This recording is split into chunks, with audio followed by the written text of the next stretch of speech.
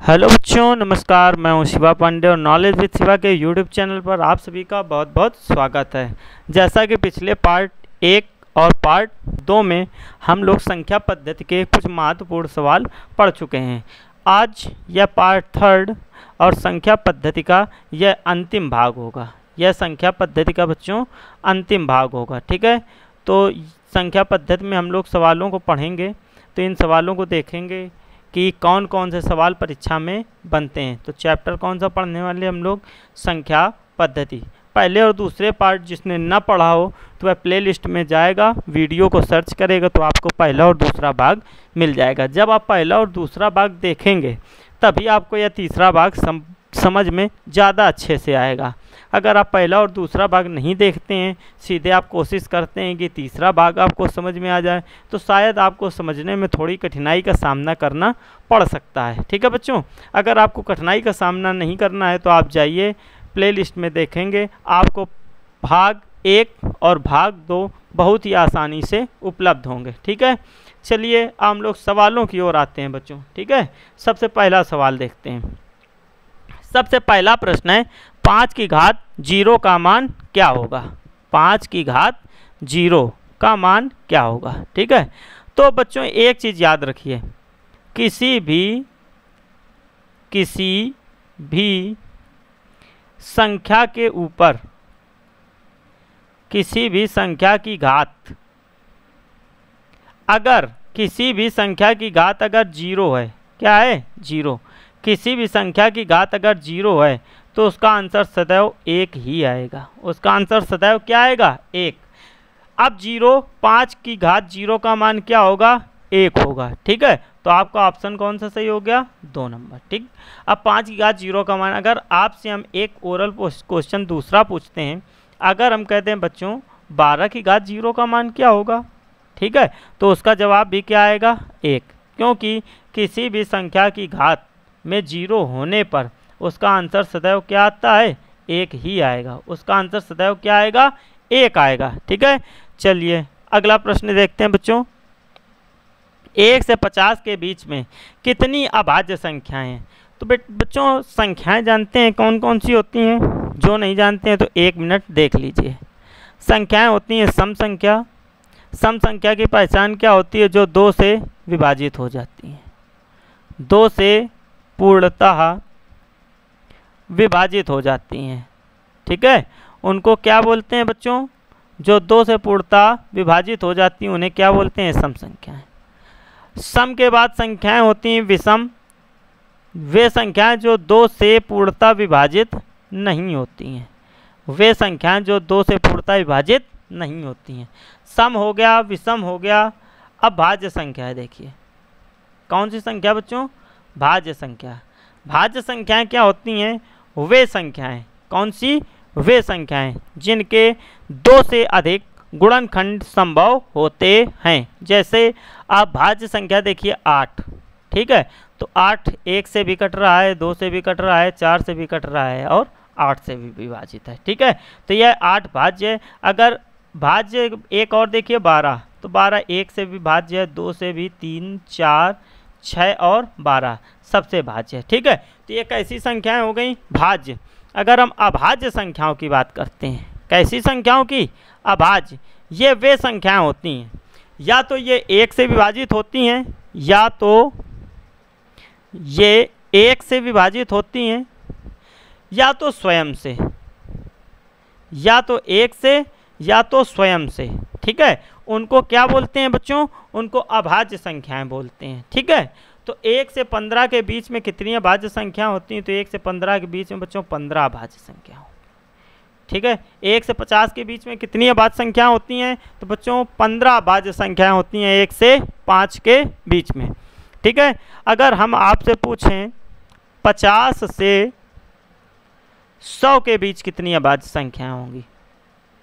50 से 100 के बीच कितनी अभाज्य संख्याएं होंगी? तो 50 से 100 के बीच आप जब अभाज्य संख्याएं देखेंगे तो 50 से 100 के बीच में आपको 25, 1 से 100 तक 25 होती हैं। अगर 50 से 100 के बीच में आप जब अभाज्य संख्याएं देखेंगे तो बच्चों आपको मिलेंगी 10। कितनी मिलेंगी? 10। ये होती हैं 50 से 100 के बीच अभाज्य संख्याएं। अगर हम कुल अभाज्य संख्याओं की बात करें कि 1 से 100 के बीच, 1 से 100 के बीच कुल कितनी अभाज्य संख्याएं मिलेंगी, तो वह आपका जवाब होगा 25 अभाज्य संख्याएं मिलेंगी। ठीक है, देखिए एक बार पुनः समझिए, 1 से 50 के बीच में अभाज्य संख्याएं कितनी होती हैं, 15। अब अगर किसी को फाइंड करना है तो ये तरीका बता दिया, या तो वह 1 से विभाज्य है या स्वयं से। अब ऐसी संख्याएं आप देखिए 1 से 50 के बीच में आपको ऐसी 15 संख्याएं मिलेंगी। ठीक है, 50 से 100 के बीच में ऐसी कितनी संख्याएं हैं, तो ऐसी 10 संख्याएं हैं। और 1 से 100 के बीच में कितनी है, तो ऐसी 25 संख्याएं होंगी। ठीक है, उम्मीद करता हूँ ये भाग आपको बहुत ही अच्छे से समझ में आया है। चलिए अगला प्रश्न देखते हैं। प्रथम 15 विषम संख्याओं का योगफल क्या होगा। अब विषम संख्याएं आपको बताई हैं वे संख्याएं जो 2 से पूर्णतः विभाजित नहीं होती हैं। तो विषम संख्या आपको क्या बताया है, विषम संख्या आपको क्या बताया है, वे संख्याएं जो 2 से पूर्णतः विभाजित नहीं होती हैं। वे संख्याएं जो 2 से पूर्णतः विभाजित नहीं होती हैं उनको बच्चों क्या बोलते हैं, उनको हम लोग बोलते हैं विषम संख्या। क्या बोलते हैं, विषम संख्या। वे संख्याएं जो 2 से पूर्णतः विभाजित नहीं होती हैं उन्हें क्या बोलते हैं, विषम संख्या। क्या बोलेंगे, विषम संख्या। तो अब देखिए पूछा गया है प्रथम 15 विषम संख्याओं का योगफल ज्ञात करें। तो प्रथम 15 विषम संख्याएं आप निकालेंगे। ठीक है, तो यह प्रश्न आपका बहुत ही बड़ा प्रश्न बन जाएगा। ठीक है, तो इसका एक फार्मूला याद कर लीजिए। क्या याद कर लें बच्चों, फार्मूला आप लोग इसका एक याद कर लें। ठीक है, देखिए वो फार्मूला क्या होता है, देखिए वो फार्मूला होता है प्रथम n विषम संख्याओं का योग बराबर योगफल बराबर वो क्या होता है, n स्क्वायर होता है। क्या होता है बच्चों, n स्क्वायर। प्रथम n विषम संख्याओं के योग का फार्मूला क्या होता है, n स्क्वायर। तो हम बात करते हैं प्रथम 15 विषम संख्याओं का योगफल क्या होगा। तो प्रथम 15 विषम संख्याओं का योगफल ज्ञात करने के लिए बच्चों 15 का स्क्वायर कर देंगे, और 15 का स्क्वायर बच्चों करेंगे तो 15 का स्क्वायर क्या होता है, 225 होता है। तो आपका कौन सा सही हो जाएगा ऑप्शन, तीसरा ऑप्शन सही हो जाएगा, 225 आपका आंसर आ जाएगा बच्चों। ठीक है, चलिए आगे देखिए, कह रहा है 1 से लेकर 20 तक सभी सम संख्याओं का योगफल ज्ञात करो। 1 से लेकर 20 तक सभी सम संख्याओं का योगफल ज्ञात करो। अच्छा, सम संख्याएं आपको बता चुके हैं, एक बार फिर से समझ लीजिए सम संख्याएं होती क्या हैं। सम संख्याएं वे संख्याएं जो 2 से पूर्णतः विभाजित होती हैं। वे संख्याएं जो 2 से पूर्णतः विभाजित होती हैं उन्हें क्या बोलते हैं, सम संख्याएं बोलते हैं। सम संख्याएं क्या होती हैं, जो 2 से पूर्णतः विभाजित होती हैं। ठीक है, तो 1 से लेकर 20 तक सभी सम संख्याओं का योगफल ज्ञात करिए। तो बच्चों 1 से 20 तक अगर आप सम संख्याएं निकालेंगे तो कितनी सम संख्याएं निकलेंगी, 1 से 20 तक में आधी सम होंगी और आधी विषम होंगी। इसलिए सम संख्याएं यहाँ पर आपको कितनी मिलेंगी, कुल सम संख्याएं आपको मिलेंगी 10। ठीक है, तो इसका भी एक फार्मूला बच्चों होता है, प्रथम n सम संख्याओं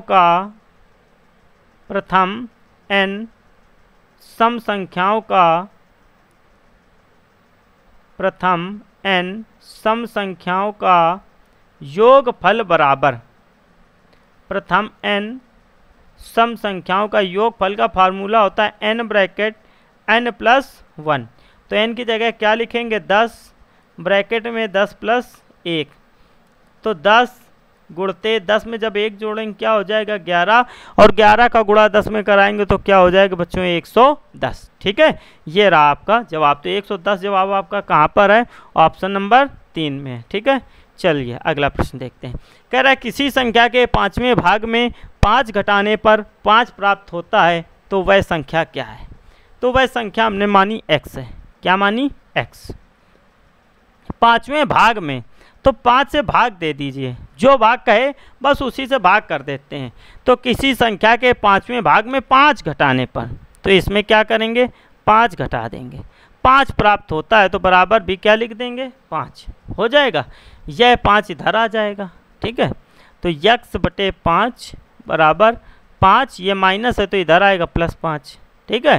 तो हो जाएगा x/5, 5 5 जोड़ेंगे क्या हो जाएगा 10, और 10 का गुणा अब देखिए क्रॉस मल्टीप्लाई करा देंगे, ठीक है। क्रॉस मल्टीप्लाई कराएंगे तो ये x इधर आ जाएगा और ये 10 का गुणा 5 में हो जाएगा। तो x का मान क्या पता चला 50। तो हम जान गए वह संख्या कौन सी है, वह संख्या होगी आपकी 50 होगी। कौन सी होगी वह संख्या आपकी 50। अगर जिसको समझ में नहीं आया है तो एक बार फिर से देख लीजिए बच्चों। कह रहा है किसी संख्या के 5वें भाग में 5 घटाने पर 5 प्राप्त होता है। तो किसी संख्या मानी x 5वें भाग में 5 से भाग दे दिया, 5 घटाने पर तो 5 घटा दिया, 5 प्राप्त होता है तो बराबर में 5। ये माइनस का 5 है, इधर आएगा तो ये प्लस का 5 हो जाएगा, तो ये 5 + 5 हो गया। तो ये बचा x/5 बराबर 10, और 10 का गुणा जब 5 में करा देंगे तो क्या आ जाएगा बच्चों 50 आपका आंसर आ जाएगा, ठीक है। चलिए अगला प्रश्न देखते हैं। कह रहा है किसी संख्या का 1/6 भाग उसके 1/8 भाग से 24 अधिक है, तो वह धन ज्ञात करें। तो 1/6 भाग, तो 1/6 तो x मानेंगे, माना धन वह क्या है x धन है। x/6 भाग x/8 भाग से 24 अधिक है। तो 8 और 6 का जब आप एलसीएम लेंगे तो आपको आएगा 24। 6 का भाग जब आप 24 में देंगे तो आएगा 4। 8 का भाग जब 24 में आप देंगे तो आएगा 3 बराबर क्या हो जाएगा 24 के। 4x में जब आप 3x घटाएंगे तो आपको बचेगा क्या x/24 बराबर 24। अब 24 का गुणा इस 24 में आप करा देंगे तो आपका आंसर क्या हो जाएगा 576। तो आपका ये आंसर क्या हो गया बच्चों 576 आपका सही जवाब होगा। तो देखिए आपका ऑप्शन कौन सा सही है, पहला। फिर से एक बार देखिए, कह रहा है किसी संख्या किसी धन का 1/6 भाग उसके किसी धन का 1/6 भाग उसके 1/8 भाग से 24 अधिक है। तो 1/6 भाग किया, धन माना x का 1/6 भाग x का 1/8 भाग 24 अधिक कर दिया, इन दोनों से घटा दिया। 8 और 6 का एलसीएम लिया 24 आया, 6 का भाग 24 में दिया 4 आया तो 4x हो गया। 8 का भाग 24 में दिया 3 आया तो 3x हो गया। 4x में 3x घटाया तो बचा x/24 बराबर 24। 24 का गुणा 24 में करा दिया बच्चों तो क्या आ गया 576। और 576 आपको किस भाग में दिख रहा है, पहले भाग में दिख रहा है। तो आपका आंसर क्या हो जाएगा फर्स्ट, मतलब ए नंबर, ठीक है। चलिए अगला प्रश्न देखते हैं। अगला प्रश्न है किसी संख्या के 2/5 का 5/8 का 4/7 22 है, तो वह संख्या ज्ञात करें। तो वह संख्या हम लोग बच्चों मान लेंगे वह संख्या x, क्या मान लेंगे x का 2/5। तो का मतलब गुणा होता है, का मतलब क्या होता है गुणा होता है, ठीक है। तो किसी संख्या का 2/5 भाग उसके 5/8 भाग, तो 5/8 भाग भी कर दिया। का 4/7, तो का 4/7 का मतलब फिर गुणा तो फिर 4/7 कर दिया, 22 है तो बराबर 22। तो वह संख्या क्या होगी, तो मतलब x का मान पूछना है, और का मतलब आपको जैसा कि पहले ही हमने बता दिया है क्या होता है गुणा। तो ये देखिए बच्चों, ये 5 से ये 5 कट जाएगा आपका, इस 2 से 8 को काटेंगे क्या आएगा 4 आएगा, इस 4 का गुणा इस 4 का भाग इस 4 से देंगे तो कट जाएगा। तो बच्चों ये बचा क्या x/7 बराबर 22। अब आप 22 का गुणा 7 में करा देंगे तो 22 गुणते 7 आप जब कराएंगे तो 154 आपका आंसर आएगा। तो 154 आपको किस भाग में दिख रहा है, पहले भाग में दिख रहा है, ठीक है बच्चों। चलिए अगला प्रश्न देखते हैं। कह रहा है किसी धन में उसका 1/7 भाग जोड़ने पर वह धन 40 हो जाता है, तो वह धन ज्ञात करें। तो किसी धन में उसका 1/7 भाग जोड़ने पर वह धन क्या होता है 40। तो धन हमने माना धन है x रुपये। अब उसी में उसका x/7 भाग जब जोड़ देते हैं तो वह धन क्या हो जाता है बच्चों 40 रुपये हो जाता है, ठीक है। बटे 1 मान लेंगे, 1 7 का एलसीएम लेंगे 7 आएगा। 1 का भाग 7 में देंगे तो 7x, 7 का भाग 7 में देंगे तो 1x बराबर 40। 7x में 1x जोड़ेंगे तो क्या हो जाएगा 8x। बटे 7 बराबर 40 हो जाएगा बच्चों। अब देखिए क्या करेंगे, 7 का गुणा 40 में करा देंगे। 8x बराबर 40 गुणते 7, 8x बराबर क्या हो जाएगा 40 गुणते 7। तो x का मान निकालेंगे बच्चों, तो क्या हो जाएगा 40 गुणते 7 बटे 8। 8 से 40 को काट दीजिए, क्या आया 5, और 5 का गुणा 7 में करा दिया तो 35। तो वह धन आपका क्या हो गया 35 हो गया। ठीक है, चलिए एक बार फिर से देखिए, कह रहा किसी धन का 1/7 भाग जोड़ने पर वह 40 हो जाता है, तो वह धन ज्ञात करें। तो धन हमने माना x धन माना, तो x बटे 1 प्लस x बटे 7 बराबर 40। 7 एलसीएम लिया तो 7x ये हो गया x बराबर 40। 7x में x जोड़ेंगे तो 8x बटे 7 बराबर 40। 8 से 40 को काट, ये 8x बराबर 40 गुणते 7 किया। ठीक है, तो 40 गुणते 7, x 8 का भाग दिया तो x का मान आ गया। 8 से 40 को काटा 5 आया, 5 का गुणा 7 में करा दिया 35 आ गया। बच्चों इस सवाल को करने का एक सरल तरीका और है। ठीक है, तो देखिए उस सरल तरीके से आप इस प्रश्न को मात्र 10 सेकेंड में करेंगे, मात्र 10 सेकेंड में। ठीक है, चलिए 1/7 भाग जोड़ने पर वह धन हो कितना रहा है 40 हो रहा है, तो 1/7 भाग जोड़ने पर वह धन क्या हो रहा है 40। 1 में 7 जोड़ दीजिए, क्या हुआ 8 हुआ। तो 8 बराबर किसके 40 के, 8 बराबर 40 है, तो यह इससे कितने गुना है 5 गुना है। कितने गुना है 5 गुना है। तो प्रारंभिक धन भी तो इसी से 5 गुना होगा, तो बस 7 का गुणा 5 में करा दीजिए, 35 आंसर आ गया। ठीक है, बस यही तो आपका जवाब है। ठीक है, एक बार फिर से समझिए इस तरीके को, किस तरह से ये प्रश्न किया जा रहा है। ठीक है बच्चों, चलिए देखिए धन क्या है बच्चों, धन सभी को पता है, यह धन कितना है x 1/7 है। ठीक है, तो देखिए क्या आएगा 1/7, तो 1 ये 7 ये, और वह धन कितना है, वह धन हो जाता है 40। 1 में जब 7 जोड़ेंगे तो क्या हो जाएगा 8, 8 7 का 8 40 से कितना गुना है, 8 40 का कितना, 40 ये कितने गुना है 8 का, तो यह 5 गुना है, तो 5 का गुणा करा दिया। अब 7 कितने गुना हो जाएगा, क्योंकि नीचे वाला धन ही प्रारंभिक धन होता है, तो 7 में 5 का गुणा करा देंगे तो क्या हो जाएगा 35 हो जाएगा। बस यही तो आपका आंसर आ रहा है। ठीक है, चलिए देखिए अब आगे प्रश्न देखते हैं। ठीक है, देखिए बहुत ही महत्वपूर्ण, परीक्षाओं में यह प्रश्न कई बार पूछा गया, विगत वर्षों में कई बार ये प्रश्न आ चुका है। इम्पॉर्टेंट की वेरी मोस्ट इम्पॉर्टेंट परीक्षाओं की दृष्टि से, इसमें इम्पॉर्टेंट का टिक लगा लीजिए। ठीक है, इम्पॉर्टेंट परीक्षाओं की दृष्टि से यह बहुत ही इम्पॉर्टेंट है। कर एक परीक्षा में करण ने भावना से 10 अंक अधिक हासिल किए, ईसा ने भावना से 5 अंक कम प्राप्त किए। यदि तीनों के कुल प्राप्तांक 170 हैं तो ईसा का प्राप्तांक क्या है। तो देखिए यहाँ पर करण हैं, 3 व्यक्ति हैं, ईसा हैं और भावना है। 3 लोग कौन कौन से हैं, करण हैं, ईसा और भावना। कर एक परीक्षा में करण ने भावना से 10 अंक अधिक प्राप्त किए, करण ने भावना से 10 अंक अधिक प्राप्त किए, तो भावना के अंक क्या हो गए 10, और करण के अंक क्या हो गए x प्लस 10। ईसा ने भावना से 5 अंक कम प्राप्त किए, तो ईसा ने भावना से 5 अंक कम प्राप्त किए, तो ईसा के क्या हो गए x माइनस 5। कह यदि तीनों के कुल प्राप्तांक 170 हैं तो ईसा का प्राप्तांक क्या है। तीनों के कुल प्राप्तांक 170 बच्चों दिए गए हैं, तो देखिए जोड़ दीजिए इन तीनों को, x plus 10 plus x minus 5 plus x बराबर 170। ये x, ये वाला x, ये वाला x, ये x, सारे इनको चर को एक तरफ कर दीजिए। x जोड़ेंगे तो 3x, प्लस का 10 और माइनस का 5 जब घटाएंगे तो आएगा प्लस का 5, बराबर क्या हो गया बच्चों 170। ये 5 इधर ले आएंगे, इधर आ जाएगा तो यह माइनस का हो जाएगा, तो 3x बराबर 170 माइनस 5, तो 3x बराबर क्या हो जाएगा 165 हो जाएगा बच्चों।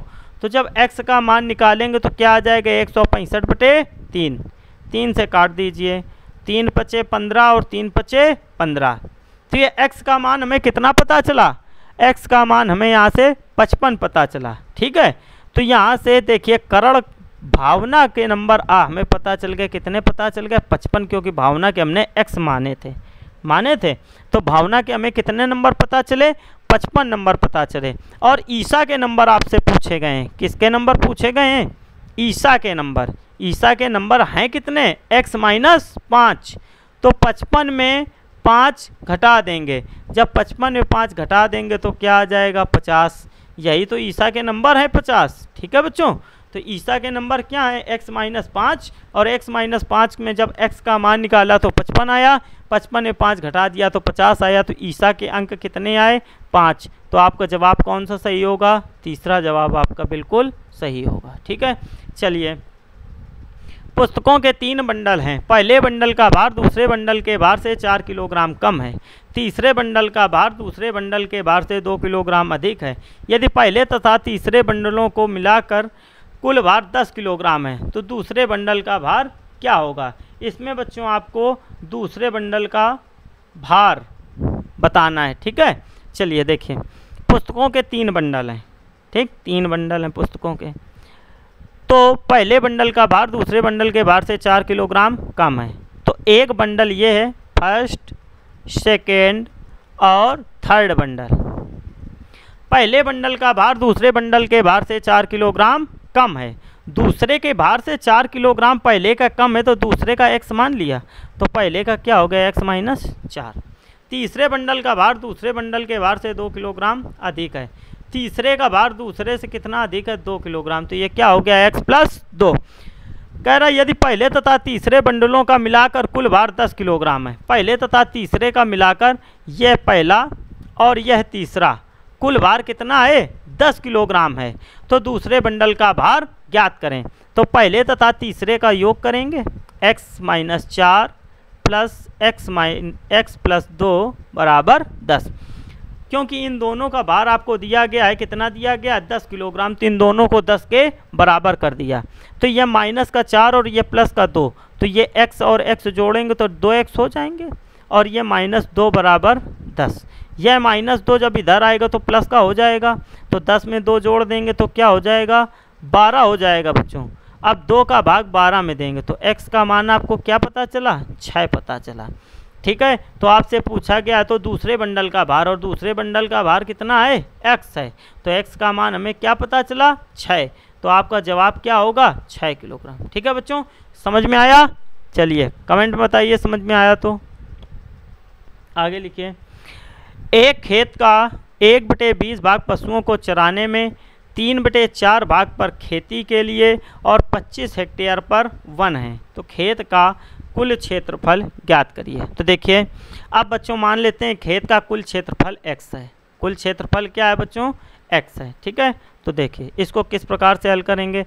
कुल क्षेत्रफल हमने माना x खेत का। ठीक, तो 1/20 भाग पशुओं को चराने के लिए, तो x का 1/20 होगा, तो x/20 में पशु चरेंगे। 3/4 भाग पर खेती होती है, तो 3x/4 भाग पर क्या हो गई, खेती। और 25 हेक्टेयर पर वन है, तो 25 हेक्टेयर पर वन है, तो शेष 25। तो इन तीनों की वैल्यू ही तो x के बराबर होगी। अगर हम ये फाइंड कर लेंगे तो खेत का हमें कुल क्षेत्रफल भी पता चल जाएगा। ठीक है बच्चों, चलिए देखिए, तो ये अचर एक तरफ कर देते हैं और चर एक तरफ कर देते हैं। तो x minus x/20 minus 3x/4 बराबर 25। 20 और 4 का एलसीएम लेंगे, क्या आएगा, 20 आएगा। ये हो जाएगा 20x माइनस इस 20 का इस 20 में भाग देंगे 1 होगा, तो ये x आ जाएगा।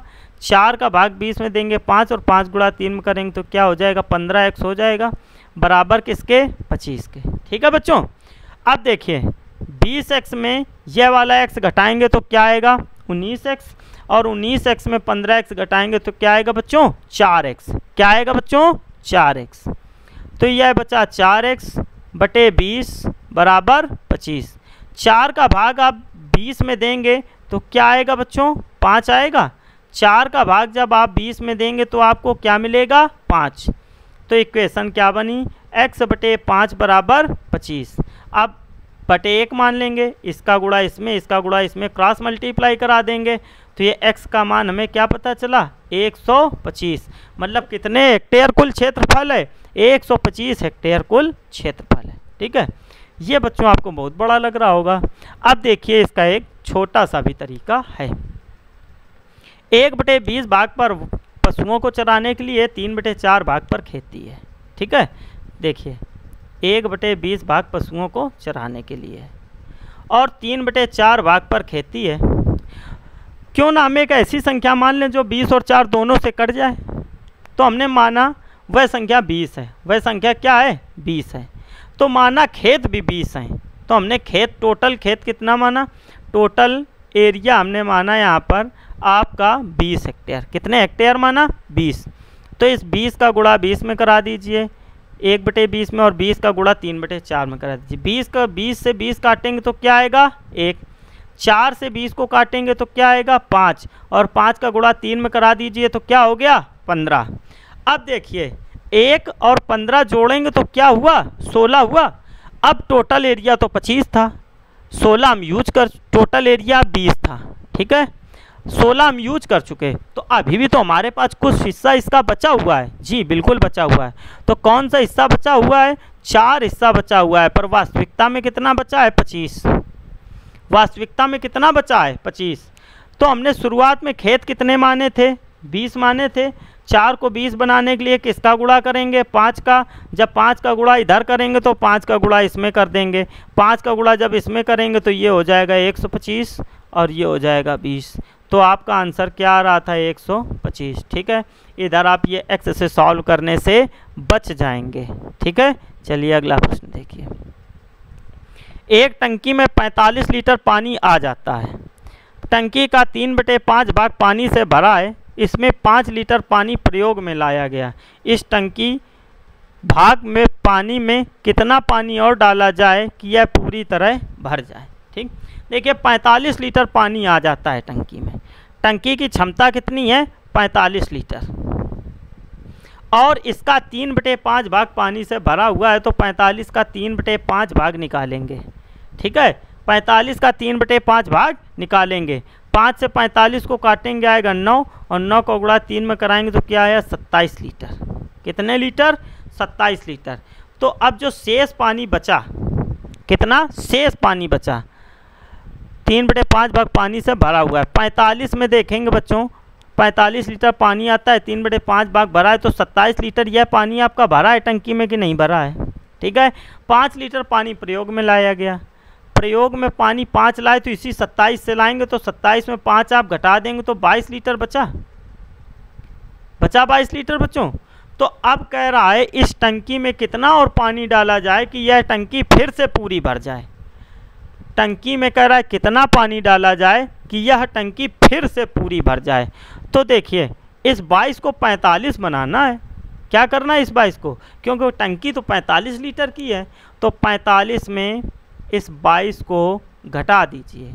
45 में जब इस 22 को घटाएंगे तो आपका आंसर 23 लीटर आ जाएगा। तो यही टंकी की क्षमता भी है 23 लीटर है। ठीक है, चलिए अगला प्रश्न देखते हैं बच्चों। एक दूध वाले के पास 48 लीटर दूध है। बिल्कुल उसी तरह प्रश्न है। ठीक है, कोई चेंजमेंट नहीं है इसमें। ठीक, देखिए एक दूध वाले के पास 48 लीटर दूध है। ठीक, तो देखिए 48 लीटर दूध दे दिया। इसका 5/8 भाग एक परिवार ने खरीद लिया। तो 48 का 5/8 भाग निकालेंगे। 8 से 48 को काटेंगे 6 बार कटेगा, और 6 का गुणा 5 में कराएंगे तो क्या आएगा 30 लीटर। कितना आया 30 लीटर। कह रहा है 3 लीटर दूध एक परिवार ने खरीद लिया। तो देखिए बच्चों आपके पास 48 लीटर दूध था, 30 लीटर आपने उपयोग कर लिया या बेच दिया, तो आपके पास बचा कितना 18 लीटर दूध बचा। ठीक है, फिर इसके बाद क्या है 3 लीटर दूध दूसरे परिवार ने ले लिया। 3 लीटर दूध किसने ले लिया दूसरे परिवार ने। तो 18 में जब आप 3 घटाएंगे तो कितने लीटर बचेगा 15 लीटर बचेगा। ठीक है, 18 में 3 क्यों घटाया, क्योंकि यह 3 लीटर दूध एक दूसरे परिवार ने लिया था। ठीक है, दूसरे परिवार ने कब लिया था, जब दूध वाला उसका 5/8 भाग मतलब 30 लीटर बेच चुका था। तो जब 48 में 30 बेच चुका था तो दूध वाले के पास बचा कितना था 18। अब 18 में 3 लीटर आपने खरीद लिया तो 15 लीटर दूध वाले के पास कुल दूध बचा। पर लेकिन दूध वाले को अभी 20 लीटर दूध देना है किसी दूसरे घर में, तो कह रहा है शेष दूध को 20 लीटर बनाने हैं तो कितनी मात्रा डाली जाएगी। ठीक है, तो 20 लीटर बनाना है, तो 20 लीटर बनाने में 15 को 20 बनाने के लिए आप क्या करते हैं? अच्छा सीधी सी बात बताइए, तो 20 में 15 घटा देंगे तो क्या आ जाएगा? 5 लीटर। तो वह 5 लीटर और दूध डाल दे तो इससे क्या हो जाएगी? उसकी मात्रा 20 लीटर पहुंच जाएगी। तो आपका आंसर क्या हुआ? 2 नंबर। ठीक है बच्चों, एक चीज़ आप ध्यान दीजिए, हमारा एक टेलीग्राम चैनल है, टेलीग्राम चैनल, ठीक, उसकी लिंक आपको डिस्क्रिप्शन में दे दी गई है, उसमें जाइए, हमारे चैनल को सब्सक्राइब करिए। आपको इन सवालों की PDF उसी में मिलेगी। संडे को उसमें आपको क्विज होती है, संडे को क्विज होती है, एक टेस्ट होता है मतलब, ठीक है, उस टेस्ट का रिजल्ट आपको 15 मिनट के अंदर में दे दिया जाता है और उस टेस्ट में आपकी रिपोर्ट पता चलेगी, प्रोग्रेस आपकी पता चलेगी, आपने कितना पढ़ा, क्या पढ़ा। ठीक है, अगर आपको हमारा ये चैनल अच्छा लगा हो, हमारे ये वीडियो आपको अच्छा लगा हो तो लाइक करिए, शेयर करिए, चैनल सब्सक्राइब करिए और जिस हिस्से में आपको कठिनाई हो रही हो, समस्या का सामना करना पड़ रहा हो, वो आप कमेंट में बताइए, उस पर आपको एक वीडियो अवेलेबल कराई जाएगी। बहुत बहुत धन्यवाद।